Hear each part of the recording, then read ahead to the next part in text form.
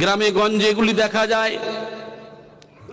আমার কোনো মা কোনো ভুল করে ফেললো, এখন আর এক মা সে কি করলো জানার পরে তার কাছে কিছু গোপন কথা বলে ফেলেছে।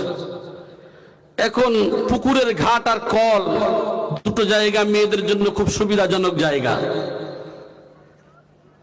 এ বলেছে মোহাব্বতের সঙ্গে, এখন ক্রমে ঝগড়া হয়েছে।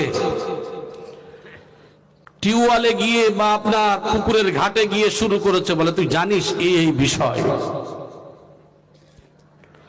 এই কথা নিয়ে এবারে ও কি করলো, আবার আরেকজনের সঙ্গে আলোচনা, দু চারজন এই আলোচনা করছে, আরেকজন সেখানে গিয়ে হাজির, বলছে তুই যা বলেছিস ঠিকই বলেছিস। বুঝতে পারছেন একজনের দ্বারা কত গুনাহ বাড়ছে? কিসের দ্বারা? জিহবার দ্বারা। খেয়াল করবেন। তাই আমি আপনাদেরকে বলি, ও ভাইজানেরা, স্বয়ং আল্লাহ পাক রব্বুল আলামিন বলছেন, তোমাদের মধ্যে কে কে আছে যে মৃত ভাইয়ের গোশত খেতে পছন্দ করো? কেউ কারোর ভাইয়ের গোশত খাবেন বলে মনে হয়? কথা বলেন না জি। ঠান্ডার সময় তো বেশি আওয়াজ বাড়লে গা গরম হবে, তবে চিন্তা নেই, আমি ছেড়ে দেবো, 9:30টার মধ্যে কমপ্লিট হবে। আমার ভাই, কোরআনে কারীমের এক একটা আয়াতের ব্যাখ্যা অনেক রয়েছে। তো এখানে একটা মারাত্মক কথা হলো, তোমরা কি মৃত ভাইয়ের গোশত খেতে পছন্দ করো? আমরা বলি না, তা তো আমরা অপছন্দই করি, ঠিক কিনা? বলছে যারা এই সমস্ত কাজ করে, এই সমস্ত ব্যক্তিরা এরা মৃত ভাইয়ের গোশত খায়। জোরে বলেন নাউযুবিল্লাহ, আস্তাগফিরুল্লাহ। তোমরা আল্লাহকেই ভয় করো। আমাদের কাকে ভয় করতে হবে? আল্লাহকেই ভয় করতে হবে। আর আল্লাহ সব থেকে তাকেই ভালোবাসেন যে তওবা করে, ঠিক কিনা? তওবা করনেওয়ালা যে হয় তাকে আল্লাহ সব থেকে বেশি ভালোবাসেন। জোরে বলেন সুবহানাল্লাহ। আমার ভাই, সামনে পিছনে যারা নিন্দা করে, সুনিশ্চিত এদের ধ্বংস অবশ্যই আছে। কোরআনে কারীম বলছে, ওয়াইলুল লিকুল্লি হুমাযাতিল লুমাযাহ, ধ্বংস তাদের জন্য যারা সামনে ও পিছনে গীবত করে। ধ্বংস অনিবার্য তাদের জন্য। স্বয়ং আমার আল্লাহ পাক রব্বুল আলামিন সূরা হুমাযার 1 নম্বর আয়াতের মধ্যে জানিয়ে দিলেন। অন্য আয়াতে আল্লাহ বলেন, আইয়ুহাল্লাযীনা আমানু লা ইয়াসখারু কওমুম মিন কওমিন আসা আন ইয়াকুনু খায়রাম মিনহুম ওয়ালা নিসাa'un মিন নিসাa'in আসা আন ইয়াকুনু খায়রাম منهن ولا تلمزوا أنفسكم ولا تنابزوا بالألقاب بئس الاسم الفسوق بعد الإيمان ومن لم يتب فأولئك هم الظالمون। আল্লাহ এখানে বলছেন, হে মুমিনগণ, কোন পুরুষ যেন অপর কোন পুরুষকে বিদ্রুপ না করে, ঠিক তদ্রূপ কোন নারী যেন কোন নারীকে বিদ্রুপ না করে। আমার ভাইজানেরা, একজন মহিলা যদি রাস্তা দিয়ে যায় আর একজন মহিলা তাকে হিট করতে থাকে, ওদের বাড়ির বউ কেমন সেজেছে দেখ, ওদের বাড়ির বউ কেমন দেখ, বিভিন্ন বিদ্রুপ, বিভিন্ন ঠাট্টা করে। বা যদি একজন গরিব মানুষ হয়, তার পরনের কাপড়টা যদি নোংরা হয়, বিভিন্ন মানুষ বিভিন্ন কথা বলে। আমার মা বোনেরা সমালোচনা করতে থাকে। পুরুষদের মধ্যেও এমন মানুষ আছে যারা সমালোচনা করে। আমার ভাইজানেরা, কান খুলে খেয়াল করে শুনুন, এই সমস্ত কাজগুলি আমাদের দ্বারা করা ঠিক নয়।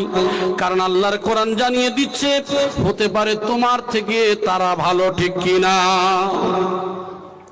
আমি যার সম্পর্কে গীবত করছি, যার সম্পর্কে ঠাট্টা করছি সে হতে পারে আমার থেকে উত্তম, ঠিক কিনা আমার ভাই? এই জন্য করে এ সম্পর্কে বহু কোরআন ও হাদিস রয়েছে, আমি সেদিকে যাব না।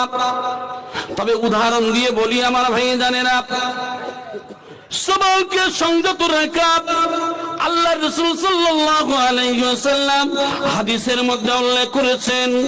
আল্লাহর নবী জানিয়ে দিয়েছেন, হে বিশ্ববাসীরা, তোমরা যদি জবানকে সংযত করতে পারো, দুইটা জিনিসকে হিফাজত করতে পারো, আমি রাসূলুল্লাহ জানিয়ে দিলাম তোমাদের এই দুইটা জিনিসের হিফাজত করার কারণে তোমাদের জিম্মাদারি আমি স্বয়ং রাসূলুল্লাহ হয়ে গেলাম।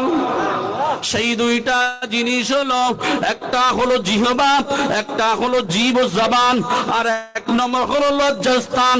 এই দুইটা জিনিসকে যে হিফাজত করবে আমি রাসূলুল্লাহ তার জন্য জিম্মাদার।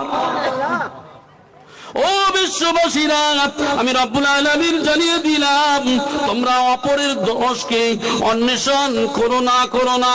অপরের দোষকে তোমরা যদি ঢেকে দাও তাহলে জেনে রেখে দিও আল্লাহ পাক রব্বুল আলামিন কাল কিয়ামতের ময়দানে ওই মানুষের দোষ ত্রুটি গুনাহকে চেপে দেবেন। জোরে বলি সুবহানাল্লাহ। আল্লাহ স্বয়ং তার গুনাহকে, তার পাপকে লুকিয়ে রাখবেন। আমার ভাই জানেনা, সেই জন্য করে আমাদেরকে জবানকে সংযত করতে হবে। রাসূলুল্লাহ সাল্লাল্লাহু আলাইহি ওয়াসাল্লাম এই সম্পর্কে হাদিসের মধ্যে উল্লেখ করেছেন, আন আবি হুরায়রা রাদিয়াল্লাহু তাআলা আনহু قال সুইলা রাসূলুল্লাহ সাল্লাল্লাহু আলাইহি ওয়াসাল্লাম আন আকসারি মা ইয়াদখিলুন নাসাল জান্নাতা ফাকালা তাকওয়াল্লাহি ওয়া হুসনুল খুলক ওয়া সুইলা আন আকসারি মা ইয়াদখিলুন নাস মান নার ফাকালা আল ফাম ওয়াল ফারজ। যে হাদিসটা আমি এখনই আলোচনা করেছি, আল্লাহর নবী সাল্লাল্লাহু আলাইহি ওয়াসাল্লাম জানিয়ে দিয়েছেন, হে বিশ্ববাসীরা, আমি রাসূলুল্লাহ জানিয়ে দিলাম, আমি হাবিবুল্লাহ জানিয়ে দিলাম, তোমরা এই যে উত্তম চরিত্র, উত্তম আখলাক নিয়ে তোমরা দুইটা জিনিসের হিফাজত করবে। এই দুইটা জিনিসের হিফাজত যদি করে চলতে পারো, আমি রাসূলুল্লাহ তোমাদের জন্য জিম্মাদার হয়ে গেলাম। ও ভাই জানেরা, আমি আপনাদের হাতে ধরে বলি, পায়ে ধরে বলি, আল্লাহর রাসূল সাল্লাল্লাহু আলাইহি ওয়াসাল্লাম জিজ্ঞাসা করছেন সাহাবায়ে কেরামদের মধ্যে, আমার সাহাবীরা, যদি কারোর সম্পর্কে কিছু আলোচনা করা হয় বা তোমার সম্পর্কে কোনো কিছু বলা হয়, তাহলে কি তুমি খুশি হবে? বলে জি না। যদি খুশি না হও তাহলে এমন কথা অন্যের নামে বলা যাবে না, অন্যের নামে এই কথাগুলি আলোচনা করবে না। গীবত কাকে বলে? হাদিসের মধ্যে অনেক কথা রয়েছে আমার ভাই জানেরা। গীবত তাকেই বলা হয় যে মানুষটা সম্পর্কে আলোচনা করছেন, যদি সত্যিকারের সেই ব্যক্তি সেই অন্যায়ের কার্যকরী হয়, সেই যে মানুষ সম্পর্কে আপনি বলছেন ওই মানুষটা ওই কাজের কেজ, তার সম্পর্কে আপনি কোন জায়গায় আলোচনা করছেন, তাহলে সেই মানুষটার সম্পর্কে আপনি গীবত করেছেন। মানুষটা সেই কাজ করেছে, তার সম্পর্কে আলোচনা মানে কি? এটা গীবত। আর যদি সেই কাজ না করে তাহলে তাকে অপবাদ দেওয়া, কি দেওয়া? অপবাদ দেওয়া। যে ব্যক্তি এমন কাজের মধ্যে লিপ্ত থাকবে ওই ব্যক্তিটা জান্নাতে যাওয়া তো দূরের কথা, জান্নাতের গন্ধ পর্যন্ত পাবে না। আমাদের মিজানুর সাহেব এতক্ষণ বলছিল না, রাসূলুল্লাহর দাড়ি দরবারের উপরে অনেক কথা আলোচনা করছিলেন। এই সুন্নতি জিনিস থাকলে কি হবে? অন্তত রাসূলুল্লাহ আমাদের এই অবস্থা সাফাত করবে। আর এই পোশাক নিয়ে, এই চরিত্র নিয়ে নামাজ আদায় করবে, এই চরিত্র নিয়ে যদি রোজা আদায় করা হয়, এই চরিত্র নিয়ে যদি হজ করা হয়, এই চরিত্র নিয়ে যত ভালো কাজ করেন না কেন, সামান্য করলেন সব বরবাদ। এটা তো আমার আপনার সবার হয়, হয় না কি না? কথা বলেন না? আর এর জন্য দোষী আমি, আপনি, আমরা সবাই কম বেশি করে ফেলি।